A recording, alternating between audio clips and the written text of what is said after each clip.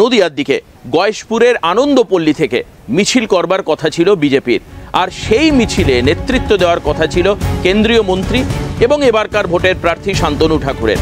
কিন্তু সেই মিছিলে গন্ডগোল শুরু হলো, বাধা দিল তৃণমূল, আর অবস্থান বিক্ষোভে গয়েশপুরে বসে পড়ল বিজেপির কর্মী সমর্থকেরা। একেবারে উত্তেজনার পরিস্থিতি তৈরি হলো। আমরা এই বিষয়ে বিস্তারিত জানবো, আমাদের প্রতিনিধি সুবীর আমাদের সঙ্গে রয়েছে। সুবীর, বিস্তারিত জানাও, এর পরবর্তী সময় কি হলো? গন্ডগোল মিটলো?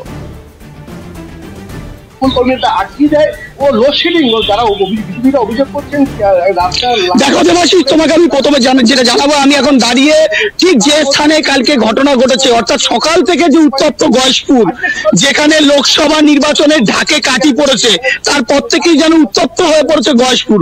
গতকাল একদম সাত সকালে বোমা বিস্ফোরণ দিয়ে গয়েশপুরের এই চিত্র শুরু হয়েছিল। অর্থাৎ এক এলাকারই ব্যক্তি, তিনি কলা বাগানে কলা গাছে কলার কাঁদি কাটতে গিয়ে যখনই মাটিতে পা রাখে, হঠাৎই বোমা ফেটে ওঠে, তিনি গুরুতর আহত হন।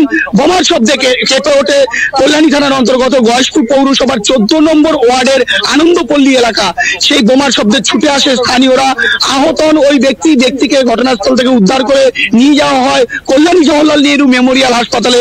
আশঙ্কাজনক অবস্থায় কল্যাণী জওহরলাল নেহরু মেমোরিয়াল হাসপাতালে চিকিৎসা চলাকালীন তার শারীরিক অবস্থার অবনতি ঘটলে তড়িঘড়ি চিকিৎসকরা তাকে স্থানান্তর করে কলকাতা মেডিকেল কলেজে। তারপরেই নামে বিশাল পুলিশ বাহিনী, শুরু হয় তদন্ত। এলাকায় এক প্রকার ভীত পরিবেশ তৈরি হয়। মানুষ আশঙ্কা করে যে আরো হয়তো বোমা রয়েছে সেখানে। না আসে সিআইডির বম্ব স্কোয়াডের টিম, আরেকটি বোমা অন্য জায়গা থেকে উদ্ধার হয়, সেটিকে নিষ্ক্রিয় করা হয়। এরপরেই বিকেল হতে এই খবর পেয়ে কল্যাণী থানার অন্তর্গত গয়েশপুর অর্থাৎ বনগাঁ লোকসভা কেন্দ্রের গয়েশপুরে আসেন শান্তনু ঠাকুর, যিনি বিজেপির প্রার্থী এবং বিদায়ী এই লোকসভা কেন্দ্রের সাংসদ তথা মন্ত্রী। তিনি এই এলাকায় আসেন এবং ওই আহত ব্যক্তির বাড়ি যেতে গেলেই সেখানে তৃণমূল কংগ্রেসের বাধার মুখে পড়ে। তৃণমূলের কংগ্রেসের কর্মীরা রীতিমতো শান্তনু ঠাকুরকে ঘিরে বিক্ষোভ দেখায়। অন্যদিকে বিজেপিও একইভাবে নেমে পড়ে তৃণমূলের বিরুদ্ধে। একদিকে তৃণমূল কংগ্রেসের কর্মীরা, একদিকে বিজেপি কর্মীরা একত্রিত হয়ে একটি মাঠে অর্থাৎ আনন্দপল্লীর মাঠে এক অন্যরকম পরিবেশ তৈরি হয়, উত্তেজনা ছড়ায়।